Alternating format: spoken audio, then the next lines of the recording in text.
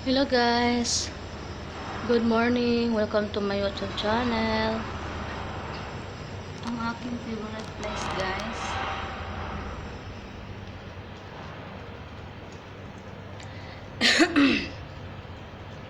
yan, sobrang init na guys. Ang aking favorite place guys. Sobrang init na. At ito din, puputulin ko pa to. Ito, putulin ko to guys. Tumubo na naman. Ay, ang sarap ng hangin. Sarap ng hangin guys.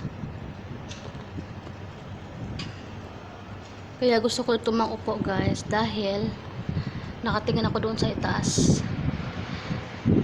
at nawawala yung problema ko.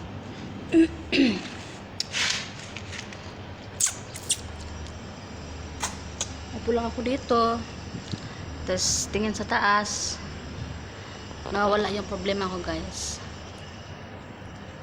Yes, ang hirap. Malapit na naman yung Pasko. Pasko na naman tayo mag-isa nito guys, malayo sa pamilya.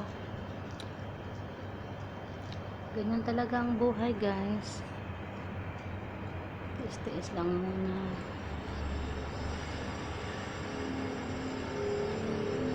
Tiis lang muna guys. Makakaraos din.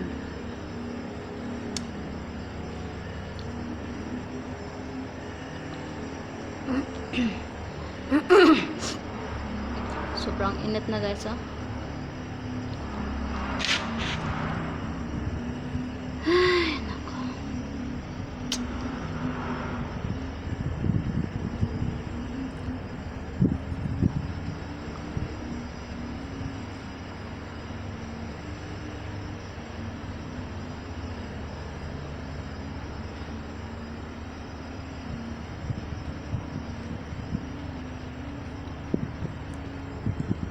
Ay, nako.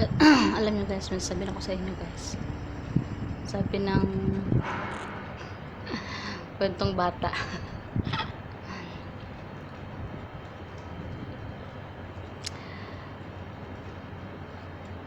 Alam nyo dati, akala ko guys, maano na ako dati ba? Alam nyo nun, matsugi. Kasi ano na ako ng aso. Nakagatan ako ng aso guys.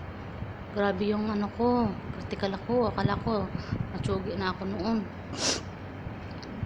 Kaming tatlo ang kinagat, yung bunso kong kapatid at saka yung kuya ko. Ako ang pinakamalala guys, kasi hindi ako makalakad. Kasi nga yung may-ari ng aso ayaw akong ipagamot. Yung may-ari ng aso ayaw akong ipagamot, ipa-injection. Yung lula ko nagwala. Sabi ng lula ko, kapag may nangyari sa apo ko, mananagot kayo sa akin, sabi ng lula ko. Yun. Takot yung may-ari ng aso. Dinala ko sa ospital. Injeksyonan ako ng anti-rabies. Tatlong tusok yun guys. Mahal pa na. Dati kasi ano lang yan, mura pa yun. Tatlong tusok. Tinusukan din yung ano ko, yung sugat. Tapos hindi pa yun.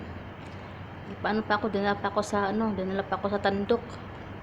Ipatandukan pa ako ng lula ko kasi kinuha yung dugo na naiwan sa loob.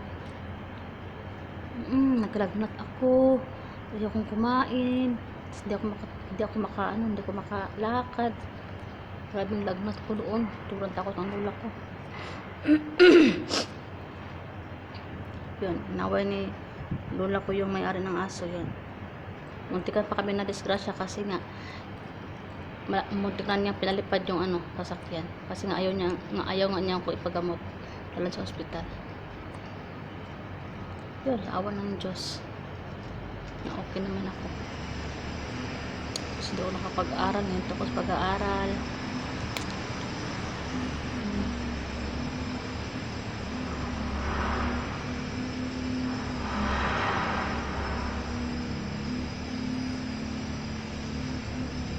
Nagkasakit ako.